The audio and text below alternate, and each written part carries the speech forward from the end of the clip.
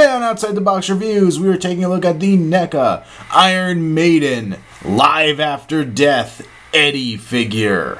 And this review is in part a thank you for letting me finally hit 666 subscribers. By the time I'm recording this, we are well past that. But I figured it was a good reason to go and do some Iron Maiden with 666.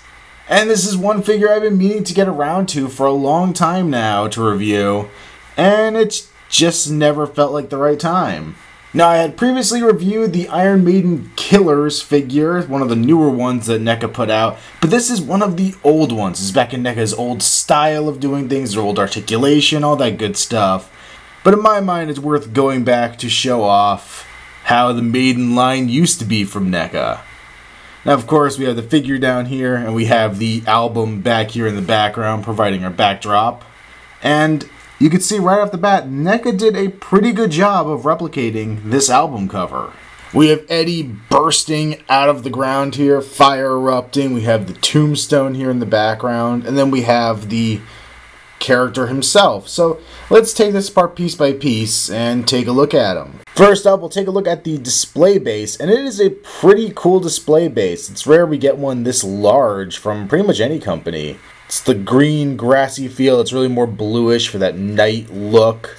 The crater in here, the grave that Eddie is erupting from, the cracked ground, there's fire bursting forth. It's this translucent, soft, rubbery plastic sticking out in a few places, which gives a cool effect. It's not the best look, but it does work for what's going on here, and it's a neat featured add-on. They could have just left this out. I wouldn't have been surprised. Then over here we have the tombstone, and just like on the album cover, it says, "That is not dead, which can eternal lie, yet with strange aeons even death may die." The H.P. Lovecraft quote.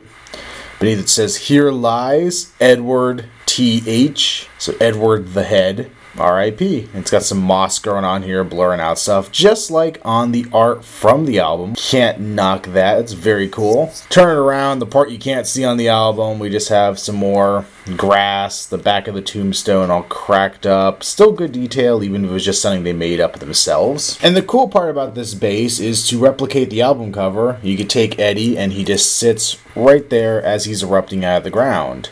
Carrying over onto the figure, he's got the flames coming up off of his pants to add on to that effect. He's got his jeans down there with a buckle, some good detail.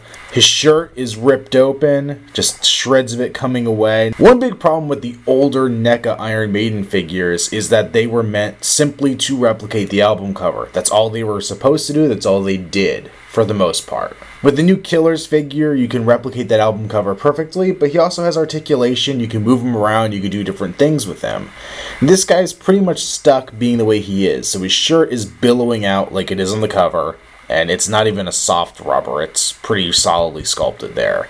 Does have some good detail, his body has that cool zombie look, he even has painted nipples, which is kind of weird. But some good musculature, skeletal look to him. More fire coming off the shirt. This piece up here on the shoulder, I think is probably warped from what it should be. It's probably supposed to be more like this, based on the album artwork. But it all curves in, it hits his head, and it looks a little weird. On his wrist here, we have his shackles. So we have the chained up guard. It's pretty nicely detailed. Just a black cuff with a little silver lock. Has a real metal chain coming off the side. Now these are pretty flimsy. It's a little plastic link that holds them to the cuff. And this one has been re-glued, and this side over here broke off completely. I no longer have the pieces for it. So it's something to be very gentle with, very careful with, and this figure sometimes can have a tendency to topple over. Well, at least in a different form.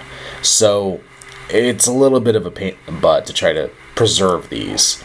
Now between his cuffs, he has his lightning bolt connected to both cuffs. It's also connected here in the middle to his shirt. It's a soft rubber so that when you do get the limited articulation going, it will move with the body, which is pretty good.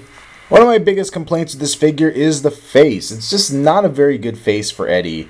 It comes off a little flat, and then the hair wrapping around it, blowing in the wind, really obscures it from most angles. It's not so obscured on the album artwork. It's a little more wispy, a little more fine, and to do it in plastic, it had to be thicker, but they really got in front of the face a little too much.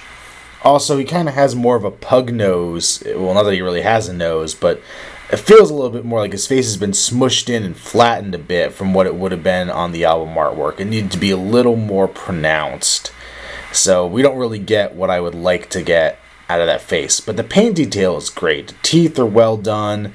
Just that blue going on with the face like it is on his arms. He has a little trickle of blood coming down from above his nose. The eyes are my favorite with the little starburst electrical looks in them. Probably one of the coolest things on this figure. Of course, he has his little metal tab up there at the top of his head from his lobotomy.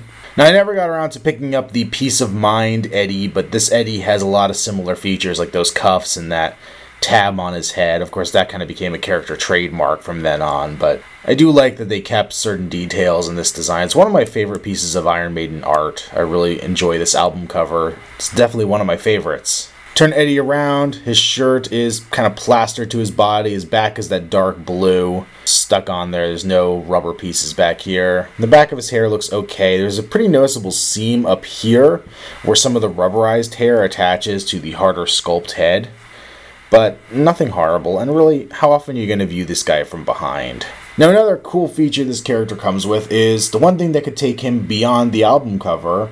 We get some legs. Now, these legs are really hard to put in. They're a big, long, gigantic peg. And these legs are a pain to install on the figure. They are just very, very tight. That peg is very large on them, and it just makes it really hard to get into the leg. But once you get it, you get these pre-posed little Eddie legs. They continue on the paint and texture of the jeans. They're ripped up down here at the bottom. And then, of course, you have your Eddie feet here. As I said, this is the one thing that really takes him beyond the album cover, and I do appreciate that NECA gave us this. I actually tend to pose him like this.